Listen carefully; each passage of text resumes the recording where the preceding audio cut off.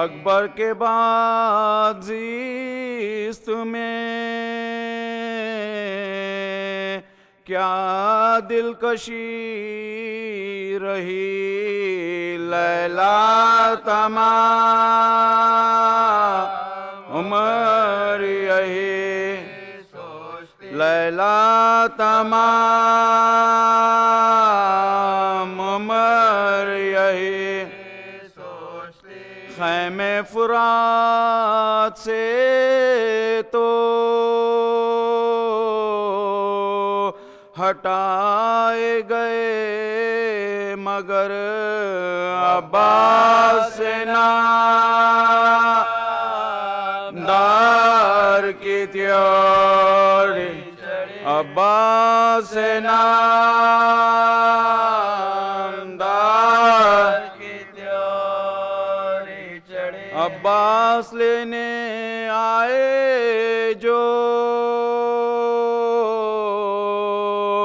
میدان کی رضا، زینب بس اپنے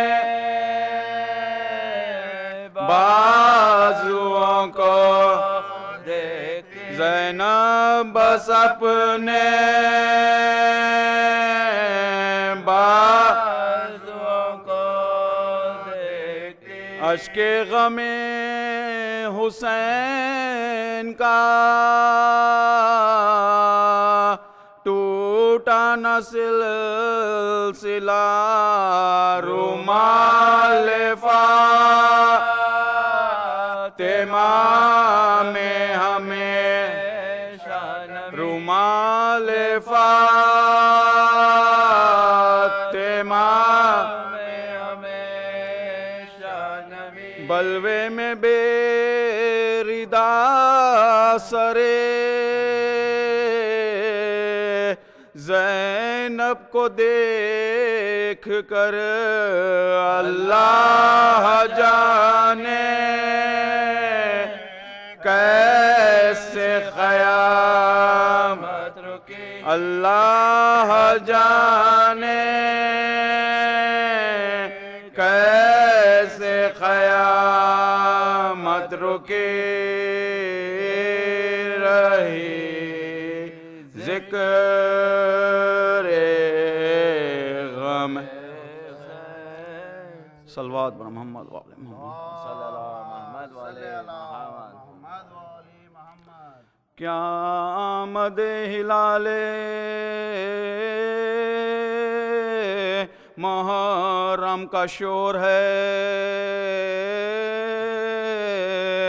ارض و سما میں شیون و ماتم کا شور ہے، فوج ملائکہ میں اسی غم کا شور ہے، برپائے حشر دیدہ پورنم کا شور، برپائے حشر دیدہ پورنم کا شور ہے، سونی قبر فاتح بدرو حسین کی آتی ہے ہر طرف سے صدا شور، آتی ہے ہر طرف سے صدا شور و شور، ہر جاں بپا ہے ماتم سلطان بحر و بر، کعبہ سیاہ پوش ہے حجاج نوحگر، ہے چاہ میں حسین کے زمزم کی چشمے تک، خمبار رنج و غم سے ہے میرا، خمبار رنج و غم سے ہے میرا آپ کی کا ساما ہے ماتم شہ عالم، پناہ کا اٹھتا ہے غل غمی سے فریاد ہوا، اٹھتا ہے غل غمی سے فریاد ہوا، ماتم کہیں یہ ماتم یحییٰ سے ہے فضول،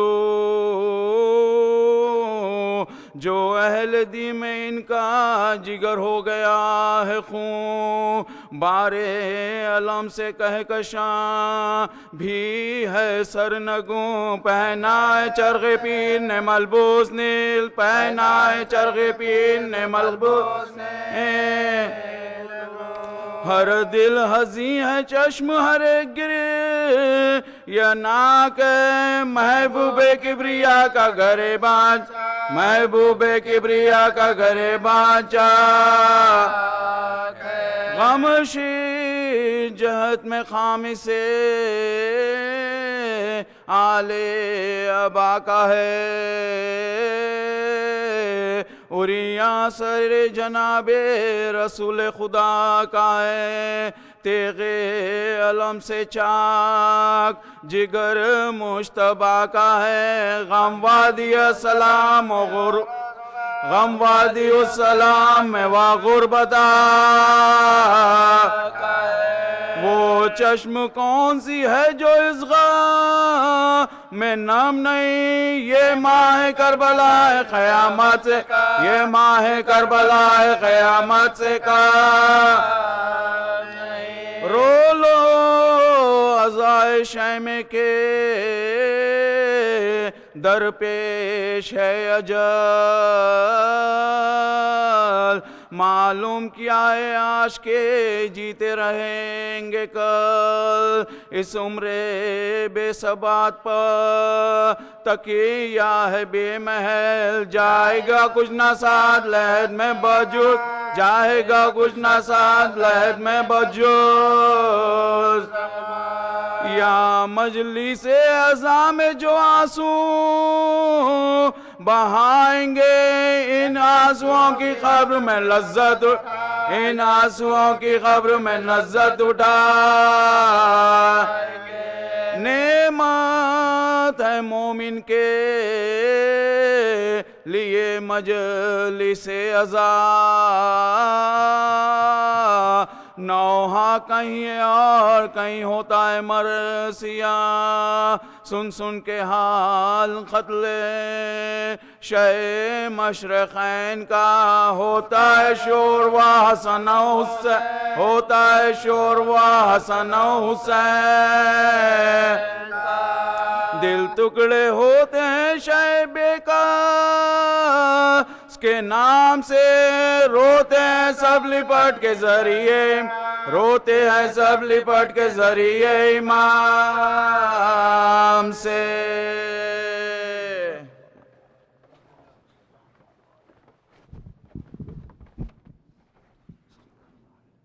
مومنین آپ لوگ تھوڑا آگے آ جائیں، یہ تھوڑے ایمٹی پاکٹس فل کر دیں اس کو، اور آج چونکہ پہلی مجلس تھی، چاند رات کی مجلس تھی، تو تھوڑی سی دیر ہو گئی اس میں، ورنہ کل سے پروگرام ٹھیک 7:30 بجے شروع ہو جائے گا، اور علامہ صاحب جو ہے نا ٹھیک 8 بجے ہم کوشش پوری کریں گے کہ 8 بجے ٹھیک ان کو ممبر پر بٹھا دیں۔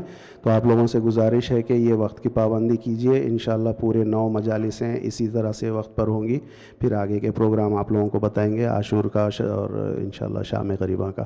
بہرحال یہ 12 مجالسیں علامہ ڈاکٹر فاضل موسی صاحب ہی بیان کریں گے یہاں پر، اور وقت کی پابندی کی آپ لوگوں سے اور ایک بار گزارش ہے۔ درود بھیج دیں محمد و آل محمد پر۔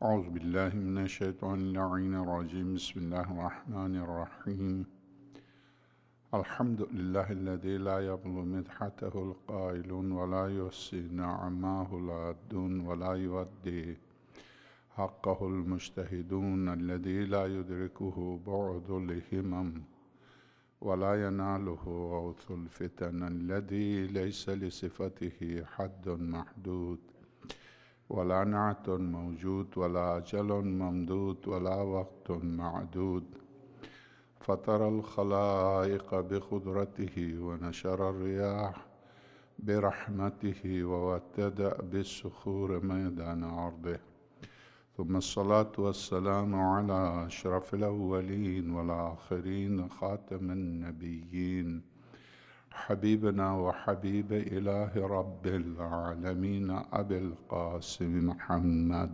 اللهم صل على وآل محمد وعلى آله الأطيبين الأطهرين الغر الميامين المحجلين الذين أذهب الله عنهم الرجس وطهرهم تطهيرا، اللهم صل على محمد وآل محمد. واللعنة الدائمة على أعدائهم أجمعين من أول يوم ظلمهم إلى لقاء يوم الدين. أما بعد، فقد قال الحكيم في محكم كتابه العظيم: بسم الله الرحمن الرحيم، وما خلقت الإنس والجن إلا ليعبدون. صدق الله العلي العظيم. ایک صلوات کہیے گا. اللهم صل على محمد.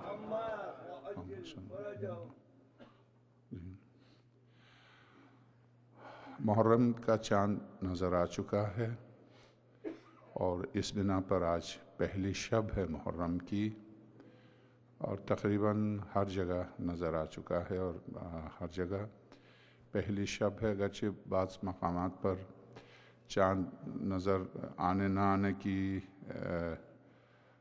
تردد کی وجہ سے بعض مقامات پر ہو سکتا آج مجلس نہ ہو، مگر یہ کہ چاند ابھی مغرب سے پہلے دیکھا گیا ہے اور چاند نظر آ چکا ہے.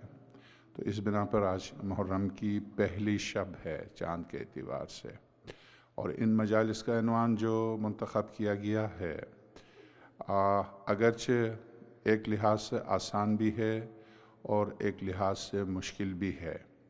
آسان اس لیے کہ کسی حد تک ہم سب جانتے ہیں مجالس کی وجہ سے، علماء سے، کتابوں سے، رابطے کی وجہ سے، مطالعے کی وجہ سے، مگر مشکل اس اعتبار سے ہے کہ جتنا ہم جانتے ہیں اس سے بہت اور آگے ہے.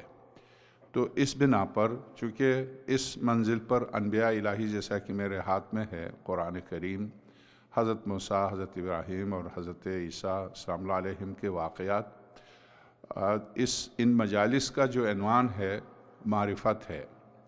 اور چونکہ معرفت ایک ایسا عنوان ہے جس کے بارے میں بہت زیادہ تاکید کی ہے معصومین نے. ہر نماز کے بعد پڑھنے کی دعا ہے. حلیت المتقین میں مجلسی رضوان اللہ تعالیٰ علیہ نے، اسی طرح سے مفاتی میں شیخ عباس خمی نے، اور تحفۃ العوام میں بھی غالباً یہ دعا ہے کہ ہر نماز کے بعد بہت زیادہ تاکید ہے معصومین کی طرف سے، خاص طور سے مفاتی میں. تو اس دعا کے بارے میں کوئی متواتر روایت کو نقل کیا ہے کہ پروردگار تو مجھے اپنی معرفت عطا کر، اگر تو نے مجھے اپنی معرفت عطا نہیں کی میں تیرے نبی کو کیسے پہچانوں؟ اے میرے معبود تو مجھے اپنے نبی کی معرفت عطا کر، اگر تو نے اپنے نبی کی معرفت مجھے عطا نہیں کی تو میں تیرے نبی کو کیسے پہچانوں؟ اے میرے معبود تو مجھے اپنے حجت کی معرفت عطا فرما، اگر تو نے اپنے حجت کی معرفت عطا نہیں کی تو میں گمراہ ہو جاؤں گا. اس دعا کے سلسلے میں بہت زیادہ تاکید ہے، بہت تاکید ہے. بلکہ امام صادق سلام اللہ علیہ فرماتے ہیں ہر لفظ واجب کو استعمال کیا ہے، اگرچہ وہ واجب ظاہر واجبات یومیہ میں سے نہیں ہے، مگر مفاتی کے حاشیے میں لفظ واجب لکھا ہے شیخ عباس خمی نے کہ مومن کے لیے واجب ہے معرفت کی منزل کے لیے اس دعا کو ہر نماز کے بعد پڑھے. تو معرفت چونکہ آپ جانتے ہیں اس وقت دین چار قسم کے لوگ ہیں. ایک وہ جو بالکل بے دین اور دین سے نہ دین کی معرفت رکھتا ہے اور نہ دین رکھتا ہے. ایک دو وہ جو دین رکھتا ہے مگر دین کی معرفت نہیں رکھتا ہے. تین جو دین اور معرفت دعویٰ یہ کرتا ہے کہ وہ دین بھی رکھتا ہے معرفت بھی رکھتا ہے مگر حقیقت ایسا نہیں ہے. دین رکھتا ہے معرفت نہیں رکھتا، ایک وہ جو معرفت رکھتا ہے دین نہیں رکھتا، اور چوتھا وہ جو دین بھی رکھتا ہے اور معرفت بھی رکھتا ہے۔ پھر سے آپ دیکھ لیجئے گا، جو نہ دین رکھتا ہے نہ معرفت رکھتا ہے، ایک جو دین رکھتا ہے بغیر معرفت کے، دو جو معرفت رکھتا ہے بغیر دین کے، تین جو معرفت بھی رکھتا ہے اور دین بھی رکھتا ہے، چار قسمیں۔ ان میں سے اس چوتھی قسم کی قرآن نے جس کی تعریف کی ہے وہ چوتھی قسم ہے، وہ چوتھی قسم ہے، یعنی جو دین رکھتا ہو۔ آپ کسی بھی معصوم کی زیارت کو دیکھیے، زیارت میں ایک جملہ آتا ہے، مثلا حضرت معصومہ کی زیارت میں ایک جملہ آتا ہے، سرور کائنات نے ارشاد فرمایا میرے جسم کا ایک ٹکڑا قم نامی ایک جگہ دفن ہوگا، جو ان کی زیارت کرے میں اس کی جنت کا ضامن ہوں، عارفاً بحقہا، ہاں اس شرط کے ساتھ، زیارت کے معنی ملاقات کے ہیں، جو جا کے ملاقات کرے وہ جنت تھوڑی جائے گا، تو ایک شرط لگا دی حضرت نے، وہ شرط کیا؟ عارفاً بحقہا، ان کے حق کی معرفت رکھتے ہوئے جو زیارت کرے۔ یہی حق معرفت سید الشہداء کی زیارت میں یہی معرفت کی لفظ آئی ہے، امام رضا صلوات اللہ السلام علیہ کی زیارت میں یہی لفظ معرفت ہے، کسی بھی معصوم کی زیارت میں، امیر المومنین کی زیارت میں لفظ معرفت ہے، یعنی بدون معرفت ہر شخص جاتا ہے۔ آپ جانتے ہیں کہ 35 ملین اس دفعہ ہوں گے کربلا میں، 35 ملین۔ اگر ان 35 ملین کے ملین معرفت اور دین دونوں رکھتے تو امام زمانہ کو غائب ہونے کی ضرورت نہیں تھی، جانتے ہیں آپ؟ تو اس بنا پر یعنی میں نے جو 4 تقسیم کیا ہے کہ بے دین اور بے معرفت، دیندار بے معرفت، معرفت بے دین، اور آخری مرحلہ دین اور معرفت، دونوں لازم و ملزوم ہیں۔ بغیر معرفت کے دین، اس دین کا نام ہے طالبانی دین۔ چونکہ آپ یہ جانتے ہیں نماز وہ پڑھتے ہیں، روزے وہ رکھتے ہیں، وضو بھی کرتے ہیں جیسے بھی کرتے ہوں، اور طہارت بھی کرتے ہیں جیسے بھی کرتے ہوں، پتھر سے یا مٹی سے، جو بھی، یعنی دین کے نام سے قتل عام کریں گے، دین کے نام سے آگ میں زندہ انسان کو جلا دیں گے، کام نمرود کا کریں گے، دعویٰ ملت ابراہیمی کا۔ کیوں؟ جہالت کی وجہ سے، دین سے عدم معرفت کی بنیاد پر۔ دین کی معرفت نہیں ہے، دین کی معرفت ہو تو یہ ایک طرف سے نمرود کا کام کریں، آگ میں زندہ انسانوں کو جلا دیں، اور پھر دعویٰ ملت ابراہیمی کا کریں۔ ذبح کرتے ہیں بچوں کو، آپ نے دیکھا، گردن کاٹتے ہیں۔ قرآن کہتا ہے یذبحون ابناءکم ویستحیون نساءکم، اے بنی اسرائیل، فرعون تمہارے بیٹوں کو ذبح کرتا ہے، بیٹیوں کو زندہ چھوڑ دیتا ہے، تو کام فرعون کا کریں گے، انسانوں کو پکڑ کے ذبح کریں گے، دعویٰ کریں گے دین موسیٰ کے دین کا۔ تو دعویٰ دینداری ہے، فرعونیت دعویٰ دینداری ہے، نمرودیت۔ اس کی وجہ عدم معرفت دین کی عدم شناخت ہے، دین کی شناخت نہیں ہے۔ اگر آپ دین شناس ہوں، اگر یہ دین شناس ہوں، واقعاً دین شناس ہوں، تو انہیں احساس ہو کہ وہ دین جو آپ احرام پہننے کے بعد جب مکے میں داخل ہوتے ہیں تو اس لباس میں وہ دین آپ کو اس بات کی اجازت نہیں دیتا ہے کہ اگر آپ کو کوئی مچھر کاٹے تو اس کو ہٹا لے، نہیں ہٹا لے، اس کو کاٹنے دے، سکون سے خون پینے دے، پی لے۔ آپ اس کو ہٹا دیں تو کفارہ ہے آپ کے اوپر۔ جوں پڑ جائے تو اس کو بھی نہیں ہٹا سکتے، جویں اگر پیدا ہوں سر میں، بدن میں، ان کو بھی نہیں ہٹا سکتے۔ وہ دین جو آپ کو حرم الہی میں کسی پودے کو اکھاڑنے کے اوپر کفارہ واجب قرار دیتا ہے، وہ دین کیا حرم سے باہر ان چیزوں کو آپ کے لیے جائز قرار دیتا ہے؟ قطعاً نہیں۔ حرم میں داخل ہونے کے بعد احکام میں شدت آ جاتی ہے، ورنہ یہ چیزیں حرم سے باہر بھی حرام ہیں۔ آپ بلا وجہ کسی کو، درست ہے کہ نقصان دہ حیوانات کو آپ مار سکتے ہیں، حرم میں یہ نہیں کر سکتے، حرم میں ان کو بھی نہیں مار سکتے، مثلا چونٹی ہے، مچھر ہے وغیرہ، ان کو بھی نہیں مار سکتے، حرم سے باہر ان کو مار سکتے ہیں، درست جو موذی ہیں، جو اذیت دیتے ہیں، مگر بدون اذیت و بدون تکلیف. کیا کسی حیوان کا قتل یا کسی حیوان کو بلا وجہ تفریح کے لیے جائز نہیں ہے؟ تفریحاً شکار اسلام میں جائز نہیں ہے. یعنی تفریح کے طور پر آپ مچھلی پکڑ لیں اور اس کے بعد مچھلی کو دوبارہ دریا میں ڈال دیں، جائز نہیں ہے. اس لیے کہ آپ کی سوئی میں وہ آ جائے، آپ کی سوئی جو اس کی زبان میں یا اس کے جسم میں چپ جائے، اس کے بعد آپ کھلونے کے طور پر اس کو استعمال کر واپس دریا میں ڈال دیں، گناہ ہے یہ، آپ ایسا نہیں کر سکتے. اسی طرح سے شکار کھیلیں آپ، شکار جائز ہے اسلام میں، کئی کے لیے، اس حلال گوشت حیوان کو کھانے کے لیے. آپ اگر واقعاً کھانے کے محتاج ہیں تو آپ کی غذا کو خدا نے قرار دیا، اس کو غذا کی خاطر، ورنہ آپ تفریح تباہ کے لیے شکار کریں، جائز نہیں ہے. وہ دین جو تفریح تباہ کے لیے ایک حیوان کو ذبح کرنے کی اجازت نہیں دیتا، کس طرح سے اس دین نے انسانوں کی ذبح کی اجازت دی ہے؟ یہ دین انسانوں کی ذبح کی اجازت دیتا؟ بالکل بھی نہیں. سورہ مبارکہ نساء ومن قتل نفسا متعمدا فجزاؤہ جہنم، کس سے؟ جو کسی نفس کو، کسی انسان کو بغیر کسی جرم کے قتل کرے، جہنم خالدا فیہا، ہمیشہ ہمیشہ کے لیے جہنم میں. کیا یہ آیت نہیں پڑھتے ہیں؟ یہاں مومن یا مسلمان نہیں کہا، نفس کہا. نفس، کسی بھی انسان کا نفس اگر بلا وجہ کسی انسان کو قتل کر دے تو اس کا جرم اتنا سنگین ہے کہ ہمیشہ جہنم میں رہے گا. تو وہ دین، چونکہ انسان دین شناس نہ ہو تو مصیبت ہے. دین کی معرفت رکھتا، مثلا پڑھے لکھے انسان، جو قرآن کریم سورہ مبارکہ جمعہ میں ارشاد فرما رہا ہے، مثل الذین حملوا التوراۃ ثم لم یحملوها کمثل الحمار یحمل اسفارا بئس مثل القوم الذین کذبوا بآیات اللہ.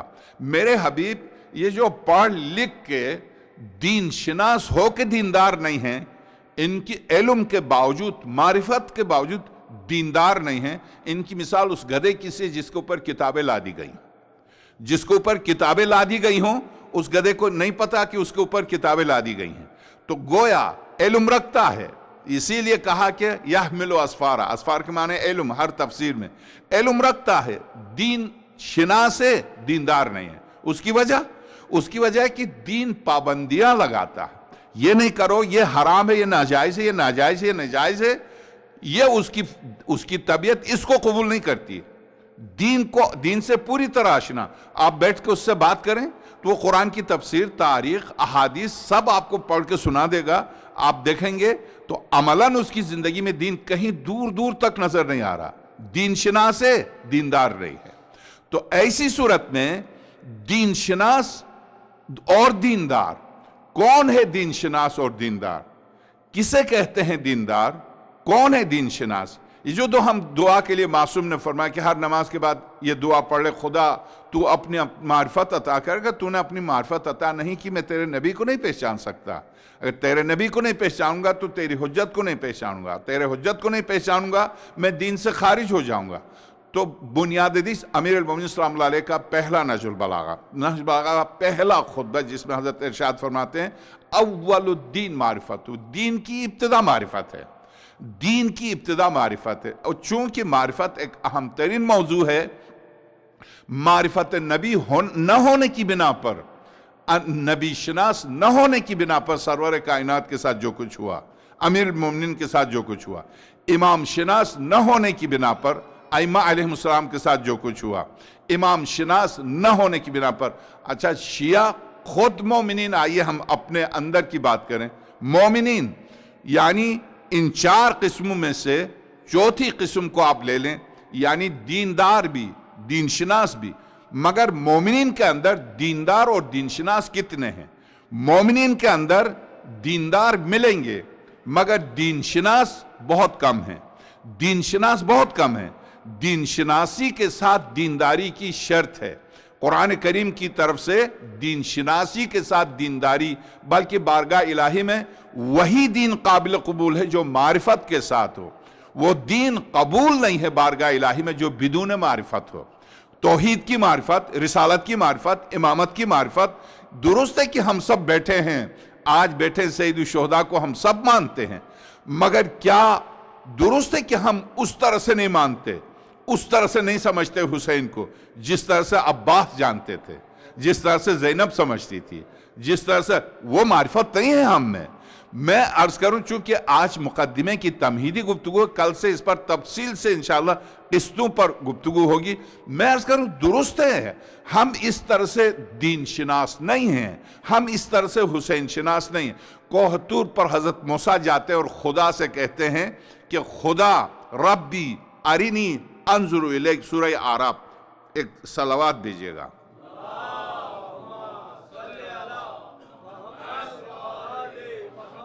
سورہ اعراف آیت نمبر 143 143 وَلَمَّا جَاءَ مُوسَىٰ لِمِيقَاتِنَا، جب موسیٰ میرے حبیب ہماری وعدگاہ میں وعدہ پورا کرنے کے لیے آیا، وہ کوہ طور پر، کلمہ ربہ، اس کے پروردگار نے براہ راست اس سے گفتگو کی، موسیٰ سے، ربہ ان کے پروردگار، قال، جب خدا نے گفتگو کی تو حضرت موسیٰ نے کہا ربی ارینی، پروردگار تو اپنا جلوہ دکھا دے، میں تجھے دیکھنا چاہتا ہوں۔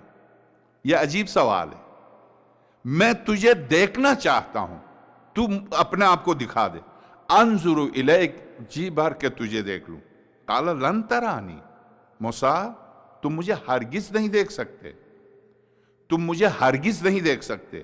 غور کیجئے گا، لن ترانی ولیکن انظر الی الجبل، ہاں پہاڑ کی طرف دیکھو، فَإِنِ اسْتَقَرَّ مَكَانَهُ فَسَوْفَ تَرَانِي، اگر وہ پہاڑ اپنی جگہ پر مستقر ہو جائے تو سمجھ لو کہ تم پھر مجھے دیکھ لو گے۔ فَإِنِ اسْتَقَرَّ تَرَانِي فَسَوْفَ تَرَانِي، اس وقت تم دیکھ لو گے۔ فَلَمَّا تَجَلَّى رَبَّهُ لِلْجَبَلِ، جب پروردگار نے تجلی کی پہاڑ کے اوپر تو جَعَلَهُ دَكًّا وَخَرَّ مُوسَىٰ صَيْقًا، پہاڑ اپنی جگہ سے ٹکڑے ٹکڑے ہو کے بکھر گیا اور موسیٰ جیسا پیغمبر زمین پر بے ہوش ہو کے گر پڑا۔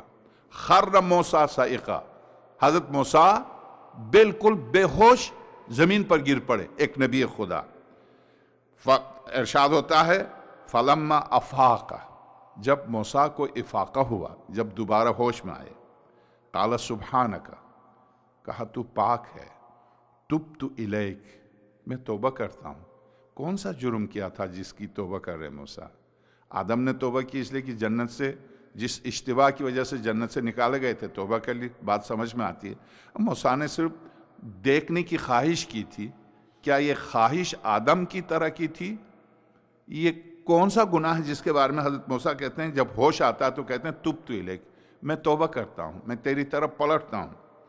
وَأَنَا أَوَّلُ الْمُؤْمِنِينَ، اور سب سے پہلا مومن تیری ذات پر میں ہوں۔ ایمان لائے بغیر نبوت ملی کیسے؟ بغیر ایمان کے موسیٰ کو نبوت ملی کیسے؟ یہ کون سا ایمان ہے جو حضرت موسیٰ کہتے ہیں ہوش میں آنے کے بعد میں پہلا مومن ہوں تجھ پر، ساری کائنات میں پہلا مومن ہوں؟ یہ کون سا ایمان؟ یہ وہی معرفت کا ایمان، یہ وہی معرفت کی منزل ہے۔ اب حضرت موسیٰ کیا کہتے ہیں؟ فلما افاق قال سبحانک تبت الیک وانا اول المؤمنین، قال موسیٰ انی اصطفیتک، خدا نے کہا۔ اب میں آپ سے عرض کروں، موسیٰ نے حضرت پروردگار عالم سے کہا ربی ارینی انظر الیک، پروردگار تو مجھے دکھا دے، میں تیری ایک دفعہ تیری زیارت کرنا چاہتا ہوں، نگاہوں سے، انظر نظر سے ہے، میں دیکھنا چاہتا ہوں۔ یعنی حضرت موسیٰ کا یہ سوال کوہ طور پر میں تجھے دیکھنا چاہتا ہوں، اور خدا کا یہ کہنا لن ترانی ہے، ہرگز تو مجھے نہیں دیکھ سکتا، ہرگز نہیں۔ کیا معرفت کی منزل میں کوئی نعوذ باللہ اس نبی خدا میں کمی تھی؟ کیا یا یہ کہ معرفت کی منزلیں ایسی ہیں کہ آخری منزل پر سوائے سرور کائنات اور ان کے آل پاک کے کوئی نظر نہیں آ رہا؟ کیا اس طرح کی منزل تھی جہاں پر حضرت موسیٰ نے کیوں کہا، کیوں سوال کیا میں تجھے دیکھنا چاہتا ہوں، تو مجھے دکھا دے، اپنا جلوہ دکھا دے؟ اور پھر پہاڑ پر جو چمکا، یہ کیا چمکا؟ خدا سے کوئی چیز نہ خارج ہوتی ہے، نہ خدا میں کوئی چیز داخل ہوتی ہے۔ یہ نور جو پہاڑ پر چمکا، یہ کیا تھا؟ یہ کون سا نور تھا جس کی وجہ سے پہاڑ برداشت نہیں کر سکا، ٹکڑے ٹکڑے ہو گیا؟ اور جس نور کو برداشت نہیں کر سکے موسیٰ زمین پر بے ہوش ہو کے گر پڑے، اور ہوش میں آنے کے بعد کہتے تبت الیک، میں نے توبہ کر لی اور تیری طرف پلٹا، وانا اول المؤمنین، میں سب سے پہلا مومن ہوں جو تجھ پر ایمان لایا۔ اب میں آپ سے عرض کروں کہ سائر پہاڑ پر فلسطین اور لبنان کے بیچ میں عیسیٰ جاتے ہیں جمال الہی کو دیکھنے کے لیے، کوہ طور پر موسیٰ جاتے ہیں جمال الہی کو دیکھنے کے لیے، 40 سال تک متواتر غار حرا میں عبادت کرتے ہیں جمال الہی کو دیکھتے ہوئے۔ سرور کائنات اس جمال الہی کو جب امیر المومنین سجدے میں گر جاتے ہیں تو اس جمال میں ایسے محو ہو جاتے ہیں کہ تیر نکالا جاتا آپ کو پتہ نہیں چلتا، تیر نکالا جاتا آپ کو پتہ نہیں چلتا۔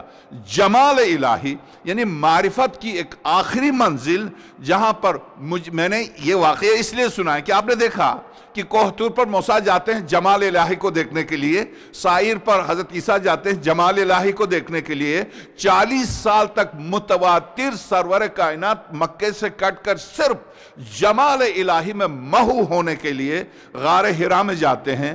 مگر مجھے صرف آج کی مناسبت سے ایک جملہ عرض کرنا آپ کی خدمت میں، جب عبید اللہ ابن زیاد لعنت اللہ علیہ نے سر اقدس سید الشہداء سلام اللہ علیہ کی توہین کرتے ہوئے شہزادی زینب سلام اللہ علیہ سے کہا، حسین کتنا تو خوبصورت ہے، بہت خوبصورت ہے حسین، یہ کہہ کر جب اس چھڑی سے توہین آمیز طریقے سے سید الشہداء کی توہین کرتے ہوئے شہزادی کی طرف رک کر کے جو قیدیوں میں کھڑی تھی، کہا علی کی بیٹی، جب تعارف کرانے والے نے کہا علی کی بیٹی زینب ہے، تو اس وقت عبید اللہ ابن زیاد لعنت اللہ علیہ نے کہا، زینب کیف رأیت صنع اللہ مع اہل البیت، اے زینب تم نے کیسے پایا خدا کو، اپنے اہل البیت کے ساتھ خدا کو کیسے کرنا پایا؟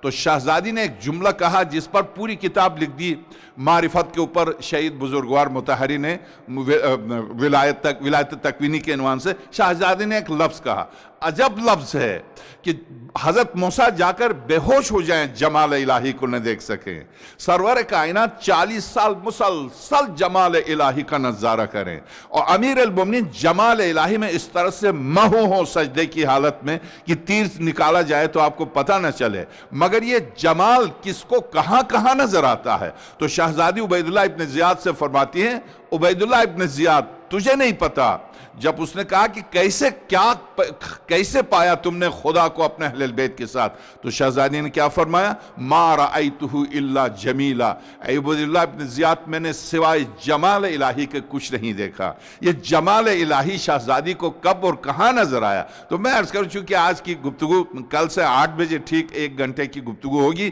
میں عرض کروں یہ جمال الہی جس کی تلاش میں انبیاء چلیں، جو اس تلاش میں حضرت ابراہیم خلیل آگ میں کودیں، دریائے نیل میں موسیٰ کودیں، اور کوہ طور پر جا کے خدا سے سوال کریں، ربی ارینی کیف، پروردگار مجھے دکھا دے، میں تیرے جمال کو دیکھنا چاہتا ہوں۔ مگر شہزادی یہ فرماتی ہیں کہ مجھے جمال الہی کے علاوہ کچھ نظر نہیں آتا۔ اسی لیے کامل الزیارات میں لکھا ہے، جس وقت شہزادی کوہ طور پر در بدر ہوتے تھے، موسیٰ کوہ طور کے بجائے آ جا کربلا میں، کہ جمال الہی اگر دیکھنا ہے عیسیٰ آ جائیے کربلا میں، جمال الہی کو دیکھنا ہے آ جائیے، خاتم الانبیاء بھی موجود ہے، سید الاولیاء بھی موجود ہے۔ کب اس جمال الہی کو شہزادی نے دیکھا؟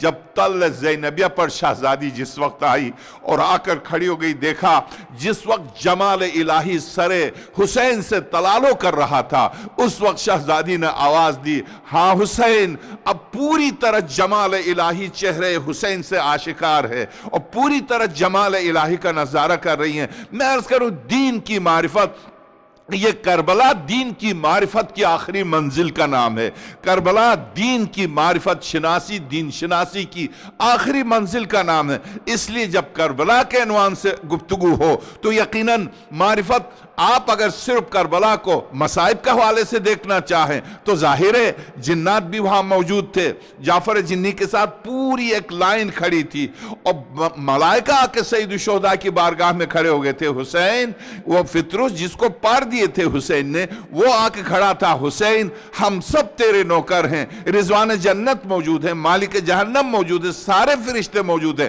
اے ولی آدم الہی ذرا حکم دے لب پھیلا کے۔ مگر آقا حسین نے کیا فرمایا؟ اس لیے کہ جہاں جس حسین کو جمال الہی کے سامنے باپ کی طرح سجدے میں جمال الہی میں محو جمال الہی ہو، انہیں ان فرشتوں سے کوئی غرض نہیں ہے۔ ابراہیم خلیل نے کہا تھا جبریل امین سے، جب جبریل نے کہا نمرود کے آگ میں جا رہے ہو، مدد کی ضرورت نہیں، کہا نہیں ضرورت ہے، مدد کی ضرورت ہے تو مدد کروں، نہیں تجھ سے نہیں، اس سے ہے جس کے حکم پر آگ میں جا رہا ہوں۔ تو اب میں آپ سے عرض کروں کہ جہاں جمال الہی کی تلاش میں آگ میں اگر نمرود کی آگ میں ابراہیم کودتا ہے، اسی جمال میں محو ہو جاتے ہیں سید الشہداء، اور اسی جمال الہی کو شہزادی زینب دیکھتی ہیں۔ بس دو جملے میں آپ کی خدمت میں عرض کروں، درست ہے کہ جمال الہی کا منظر شہزادی دیکھتی ہیں، مگر ایک منزل ایسی آتی ہے، ایک منزل ایسی آتی ہے کہ شہزادی کو بھی باپ کو پکارنا پڑتا ہے۔ نہیں پکارا تھا امیر المومنین سلام اللہ علیہ کو، شہزادی نے پورے تحمل کے ساتھ زہرا کی طرح صبر و تحمل کے ساتھ کربلا کو سر کیا تھا۔ اس وقت بھی نہیں پکارا جس وقت خیموں میں آگ لگی تھی، اس وقت نہیں پکارا بابا کو۔ اور جب امام باقر سلام اللہ علیہ 4 سال کے تھے، راوی کہتا میں نے دیکھا ایک چھوٹے سے بچے کو اپنے باپ سے لپٹے ہوئے کہتے ہیں کہ بابا سارے خیمے جل چکے ہیں، کھڑے ہو جائیے، آ جائیے، سارے خیمے جل چکے ہیں۔ جب زہرا کی اولاد بکھر گئی تھی اور جب سب نکل گئے تھے، ایک معصوم بچہ تھا جو اپنے باپ سے لپٹ کے کہہ رہا تھا بابا سارے خیمے جل چکے ہیں، آ جائیے۔ تو اس وقت راوی کہتا، ابو مخنب کہتا ہے، مقتل میں لکھا ہے، کہتا میں جب خیمے کے دروازے پر گیا تو ایک ننھا سا بچہ ہے، ایک لیٹے ہوئے ایک مریض کے ساتھ لپٹا ہوا، کہتا ہے بابا سارے خیمے جل چکے ہیں، آ جائیے۔ تو اب مریض ہل کے نہیں دے رہا تھا، شہزادیاں خیمے میں تھی، تو اس وقت بھی شہزادی نے آواز نہیں دی امیر المومنین کو کہ بابا سارے خیمے جل چکے ہیں، اب تو آ جائیے۔ مگر ایک منزل ایسی آئی جہاں شہزادی کو آواز دینی پڑی، بابا کہاں ہے بابا، اب تو آ جائیے۔ کس وقت؟ جب دیکھا کہ سارے بچے جتنے مل سکتے تھے شہزادی کو مل گئے، مگر جب حسین کی چہیتی بیٹی نہیں مل کے دے رہی تھی، اور جب شہزادی تلاش کر رہی تھی بچوں کو، دیکھا کسی کی نصف شب ہے، کسی کی گود میں شہزادی سکینہ بیٹھی ہوئی ہے، اور جب شہزادی قریب گئی دیکھا کہ یہاں پر کوئی ہمیں تسلی دینے والا نہیں تھا، یہ کون ہے جس نے میری بچی کو گود پہ لیا ہے؟ تو شہزادی نے دعائیں دینے کے لیے ہاتھ بلند کیے، کہا اے شخص اسی بچی کی تلاش میں آئی تھی، مجھے واپس کر دے، میرے اور بھی بچے کھو گئے ہیں۔ اور بچی کو جب زمین پر رکھ کے کھڑے ہو گئے، آواز دی زینب، تو کہا کہ آپ کو کیسے میرا نام معلوم؟ اس لیے کہ نصف شب اور گھپ اندھیرا، آپ کون ہیں، آپ کو میرا نام کیسے معلوم؟ تو آنے والے نے، راوی کہتا ہے، نقاب الٹ دی، کہا زینب بیٹی کیا بابا کو نہیں پہچانا؟ ایک مرتبہ جب آواز کو پہچانا، شہزادی نے اپنا رخ بدلا، اور جب دیکھا بابا سامنے کھڑے ہیں، بائیں ڈالی، کہا بابا اب آئے ہیں۔ جب اس وقت میں نے آواز دی تھی جس وقت شمر میرے سر سے میری چادر کو چھین رہا تھا، اس وقت میں نے آواز دی تھی بابا، اس وقت کہاں تھے بابا جب میری چادر چھن رہی تھی؟ بابا اب آئے ہیں جب خیمے جل چکے۔ انا للہ و انا الیہ راجعون۔ سيعلم الذين ظلموا آل محمد أي منقلب ينقلبون، ألا لعنة الله على القوم الظالمين۔ اللهم إنا نرغب إليك في دولة كريمة تعز بها الإسلام وأهله وتذل بها النفاق وأهله، وتجعلنا فيها من الدعاة إلى طاعتك والقادة إلى سبيلك، وترزقنا بها كرامة الدنيا والآخرة۔ اللهم بحق محمد وأنت المحمود، بحق علي وأنت العالى، بحق فاطمة وأنت فاطر السماوات والأرض، بحق الحسن وأنت المحسن، بحق الحسين وأنت قديم الإحسان، وبحق 9 المعصومين من ذرية الحسين عليهم السلام، اقضي حوائجنا وحوائج جميع المحتاجين کل انشاءاللہ جیسا کہ آغا صاحب نے اعلان کیا ٹھیک 8 بجے سے 9 بجے تک، یہ آپ ذہن میں رکھیے گا، میں نے بہت مختصر مجلس پڑھی ہے کہ جب آپ آپس میں طے کر لیں تو جیسا کہ جعفر بھائی نے مجھ سے کہا تھا، میرے اور مولانا کے بس میں نہیں ہیں، جو قریب مولانا پڑھ رہے ہیں میرے ان کے بس میں نہیں ہیں۔ جب آپ مجھے بلاتے ہیں، کسی بھی عالم کو بلاتے ہیں، جو ٹائم ان کو دیں گے وہ نہیں کہہ سکتا کہ میں اس ٹائم پر نہیں پڑھوں گا، اس لیے کہ اس نے آپ سے وعدہ کیا ہے، اس کو شرعاً اور اخلاقاً اس کی مجبوری ہے کہ وہ آ کے منبر پر بیٹھ جائے، جو ٹائم ان کو دے اس پر پڑھے وہ۔ تو میری مجبوری ہے جو ٹائم آپ دیں گے اسی پر میں بیٹھ جاؤں، یہ میری اخلاقی اور شرعی مجبوری ہے۔ 9 بجے میں نے کیوں ختم کیا؟ اتنی مختصر مجلس میں 1.5 گھنٹے سے کم مجلس نہیں پڑھتا، جو آپ جانتے ہیں۔ اس کی وجہ کیا؟ اس کی وجہ یہ ہے کہ دوسری جگہ مجلس ہو رہی ہے۔ میری خواہش ہے ہر امام بارگاہ آباد ہو۔ میں آپ کو ایک واقعہ سناتا ہوں، مصائب ہو گئے ہیں کربلا۔ جب آپ چہلم کو، میں دعا کرتا ہوں کہ آپ سب ایک چہلم کربلا میں کریں، جو ساری مائیں گود پہ بچوں کو لے کر راستے میں کھڑی رہتی ہیں اور آپ کے قدموں پر گر کے کہتی ہیں ہم غریب ہیں، ہم مسکین ہیں، ہمارے گھر میں کچھ نہیں تھا، ہم پانی لے کے کھڑی ہیں، علی اصغر کے نام پر پانی ہی پی لو۔ وہاں کسی خطیب کی ضرورت پیش نہیں آتی ہے۔ کیا کرتے ہیں؟ جو مصائب کی شبیں شروع ہو چکی ہیں، تو میں آپ سے عرض کروں کیا کرتے ہیں؟ زائرین پانی دیتے ہیں، سبیلے لگی ہوئی پانی دیتے ہیں، جب آپ آدھا پی لیں تو آدھا وہ پھینکتے نہیں ہیں، آدھا دوبارہ اندر ڈالتے ہیں۔ تو ایک پاکستانی نے کہا یہ کیا کرتے ہیں آپ؟ ان میں ہزاروں مریض ہوں گے، تو آپ جانتے ہیں، دیکھیے ان کا عقیدہ دیکھیے، آپ جانتے ہیں اس نے کیا کہا؟ تمہیں کیا پتا؟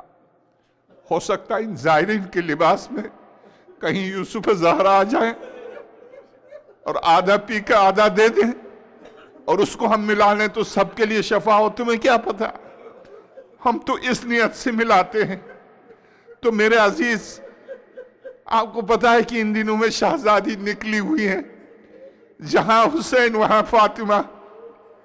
تو اس لیے جس امام بارگاہ میں مجلس ہوتی ہے، پلیز آپ پوری کوشش کریں ہر جگہ پہنچ جائیں۔ 9 بجے کا جعفر صاحب سے میں نے وعدہ کیا تھا، چونکہ قرآن کریم کی روح سے جب آپ وعدہ کریں تو اس کو پورا کریں۔ میں اس لباس کے ساتھ کیسے وعدہ؟ 9 بجے کل مجھ سے انہوں نے کہا کہ 9 بجے آپ دوسری جگہ ہو رہی، میں نے کہا بالکل۔ تو آپ سے درخواست ہے، آپ مجھے 7:45 بجے بٹھا دیں، 7:30 بجے بٹھا دیں، مگر یہ کہ ایک دوسرے سے تعاون کریں۔ امام بارگاہوں کے جو منتظمین ہیں، یہ میرا مسئلہ ہے، مولانا جو وہاں پڑھ رہے ہیں ان کا مسئلہ نہیں ہے۔ مجھے خوشی ہوگی کہ میں پڑھنے کے بعد کسی کی مجلس میں جا کے بیٹھ جاؤں۔ میں آپ سے اسی منبر سے میں نے عرض کیا تھا، آیت اللہ نائنی، میں مختصر مجلس کی ہے تو اس لیے میں یہ گفتگو کر رہا ہوں، مجلس کے فوائد میں۔ نجف کے ایک عالم جنہوں نے 50 سال تک پڑھا اور پڑھایا، امیر المومنین کے دروازے پر 50 سال جو سجدے کرے، تو آپ کو میں نے ایک دفعہ عرض کیا تھا، ایک آیت اللہ نے 50 سال تک اپنی داڑھی سے امیر المومنین کے حرم کو صاف کیا تھا۔ خواب میں شہزادی نے آ کے ان کو حکم دیا، آیت اللہ سید محمد احمد مستنبت ان کا نام تھا، ابھی تقریباً 11 سال پہلے ان کا انتقال ہوا۔ 7 سال تک میں نے ان کے پیچھے حرم میں نماز پڑھی ہے، فجر کی نماز۔ بہت ایک عجیب نور تھا ان کے چہرے پہ، کیوں نہ ہو، ظاہر ہے 50 سال تک جس نے داڑھی سے علی کے حرم کو صاف کیا اور روزے کو صاف کیا۔ تو اسی روزے میں امیر المومنین کے حرم میں ایک جعفر نام تھا، ایک عالم تھے، انہوں نے خدمت کی 50 سال۔ اس کے بعد انہوں نے امیر المومنین کے حرم میں جا کے رونے لگے، میں پڑھتا ہوں مگر یا امیر المومنین، آپ کے حسین پر رلانے والوں کی فہرست میں میرا نام نہیں ہے، میں چاہتا ہوں رلانے والوں کی فہرست میں میرا نام آ جائے۔ تو گئے، کہا کہ میں کیوں بے بس ہوں، جا کے مجلسی کی کتاب جلاء العیون لے لی، آ کے اپنے، جیسے آج پہلی محرم ہے، چاند نظر آیا، گھر والوں کو بٹھایا، خطیب نہیں تھے، مدرس تھے، استاد تھے، تو مصائب پڑھے اور گھر والوں کو رلایا۔ تو گھر والے خوب روئے، ظاہر ہے خلوص سے جب انسان پڑھتا ہے تو دل سے جو بات نکلتی ہے، السلام علیکم سے، تو اثر تو تھا، سارے گھر والے روئے۔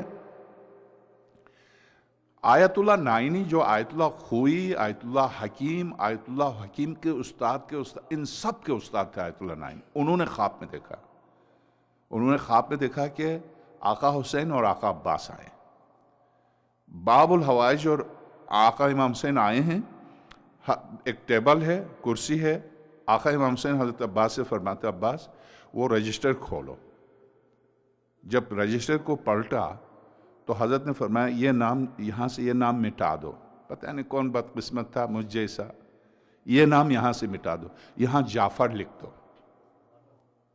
جعفر لکھ دو، خوش قسمت ہیں آپ، جعفر لکھ دو۔ جعفر لکھ دیا۔ آیت اللہ نائن کے یہ شاگرد تھے، صبح انتظار ہی نہیں کیا، آیت اللہ نائن نے جعفر صاحب کو بلایا، سید تھے، سید تو نے رات کیا کیا؟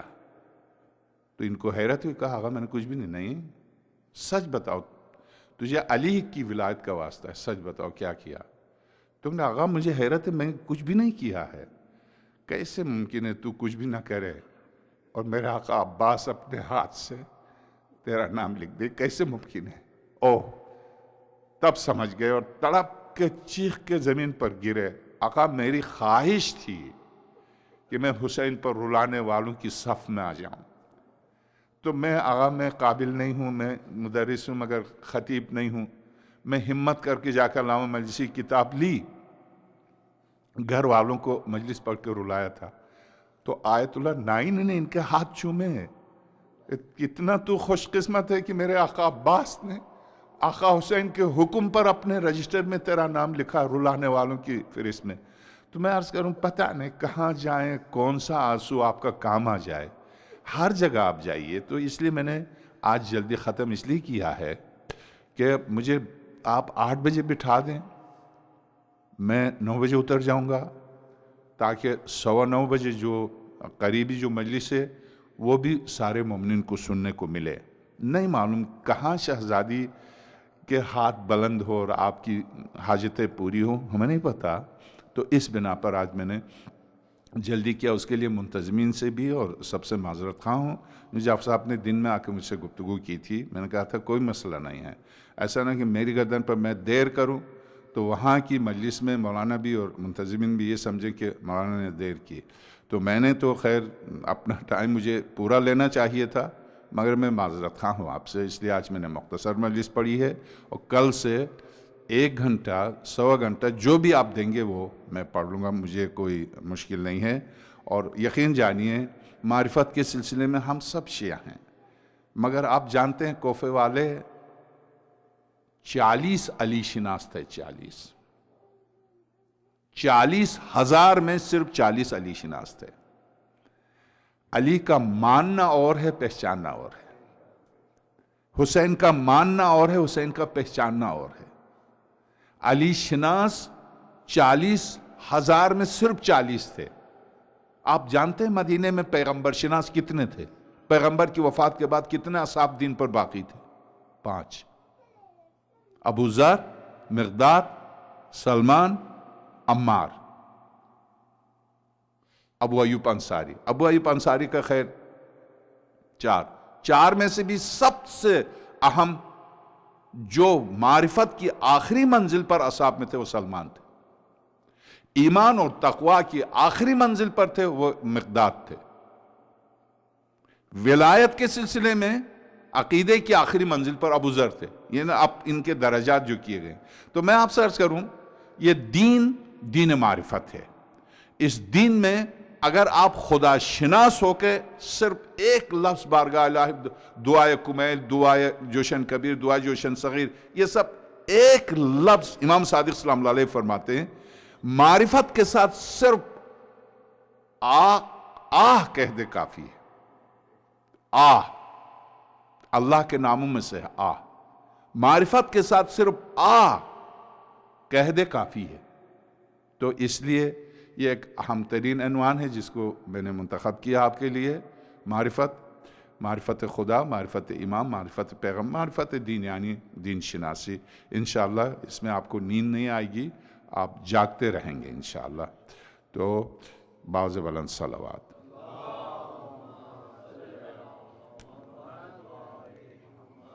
ماتم حسین۔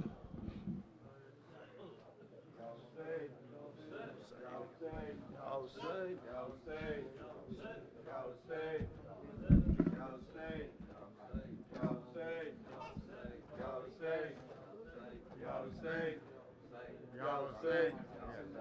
Ya Hussein, Ya Hussein, Ya Hussein, Ya Hussein.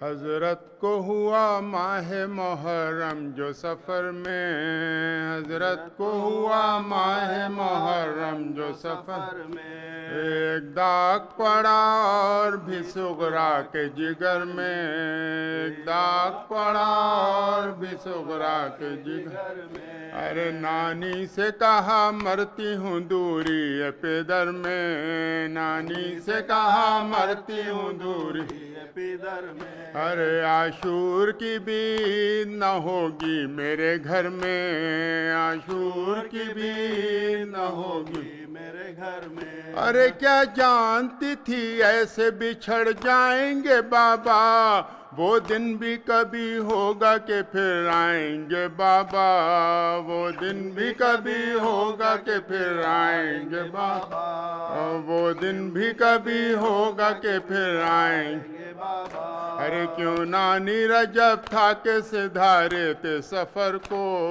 کیوں نانی رجب تھا کہ سدھارے تھے سفر کو، ارے پورے 6 مہینے ہوئے دوری ہے پدر کو، پورے 6 مہینے ہوئے دوری ہے پدر کو، ارے حج کر کے پھرے اہل وطن خیر سے گھر کو، حج کر کے پھرے اہل وطن خیر سے گھر کو، ارے پر قبلہ و کعبہ گئے کعبے سے کدھر کو، پر قبلہ و کعبہ گئے کعبے سے کدھر کو، ارے زہرا کا قمر سوئے مدینہ نہیں آیا، اس چاند کی رویت کا مہینہ نہیں آیا، اس چاند کی رویت کا مہینہ نہیں آیا، اس چاند کی رویت کا مہینہ نہیں آیا، ارے پیدا ہوئے اصغر تو پیام اجل آیا، پیدا ہوئے اصغر تو پیام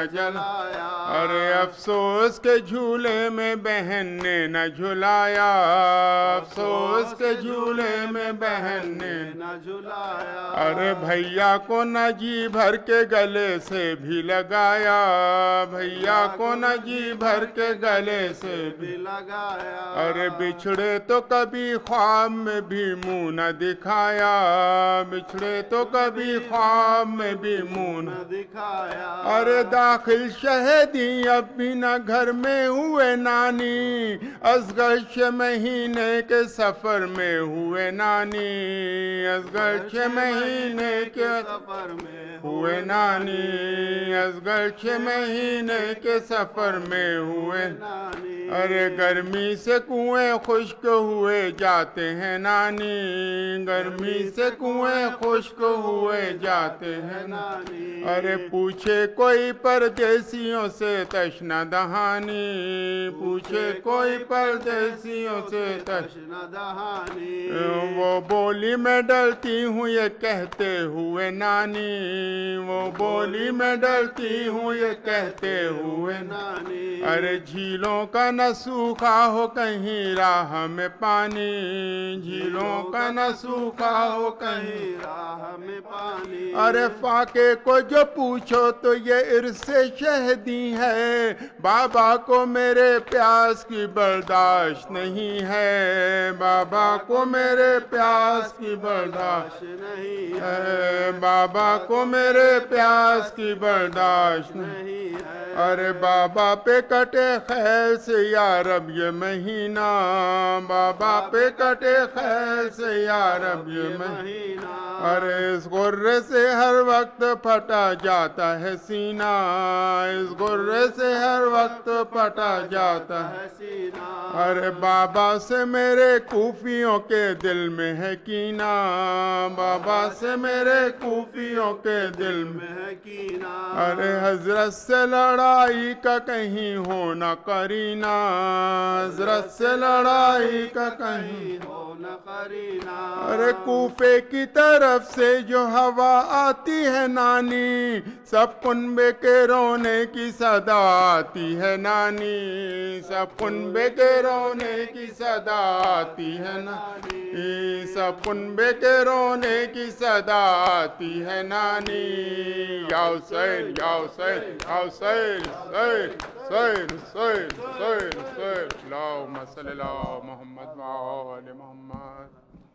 السلام علیکہ یا ابا عبداللہ، السلام علیکہ ابن رسول اللہ، السلام علیکہ وعلی جدک وابیک، السلام علیکہ وعلی امک واخیک، السلام علیکہ یا ابو الفضل العباس، السلام علیکہ یا حر شہید، السلام علیکہ یا مسلم ابن عقیل، السلام علیکم جمیعا شہداء کربلا ورحمۃ اللہ وبرکاتہ، السلام علیکہ یا غریب الغرباء، السلام علیکہ یا معین الضعفاء والفقراء، السلام علیکہ یا صاحب عرب و عجم، السلام علیکہ یا ابو الحسن یا علی ابن موسی الرضا الراض بالقدر والقضاء رحمۃ اللہ وبرکاتہ، السلام علیکہ یا صاحب عصر والزمان، الامان الامان الامان من فتنة الزمان، السلام علیکہ یا شریک القرآن، السلام علیکہ یا امام الانس والجان، اجل اللہ تعالی فرجک وسہل اللہ مخرجک ظہورک ورحمۃ اللہ وبرکاتہ۔